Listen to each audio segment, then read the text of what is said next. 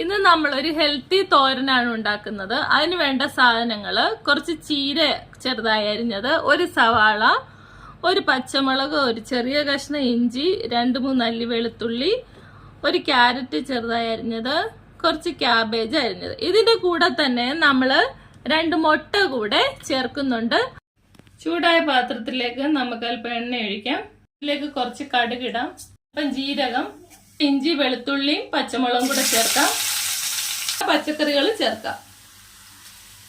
1/2 teaspoon മഞ്ഞൾപ്പൊടി, ഉപ്പ്, ഒരു 1/4 കപ്പ് തേങ്ങ. ഇതെല്ലാം കൂടെ നന്നായിട്ട് വഴറ്റി ഒരു 5 മിനിറ്റ് നമുക്ക് അടച്ചു വെച്ച് വേവിക്കാം. പച്ചക്കറി നന്നായിട്ട് വഴണ്ടു വന്നിട്ടുണ്ട്. നമുക്കിതിലേക്ക് 2 മുട്ട പൊട്ടിച്ചൊഴിക്കാം. ഇത് നമുക്ക് നന്നായിട്ട് മിക്സ് ചെയ്യാം. നമ്മുടെ ഹെൽത്തി ആയിട്ടുള്ള തോരൻ റെഡി. അപ്പൊ എല്ലാവരും ഇതൊന്ന് ട്രൈ ചെയ്യുന്നു.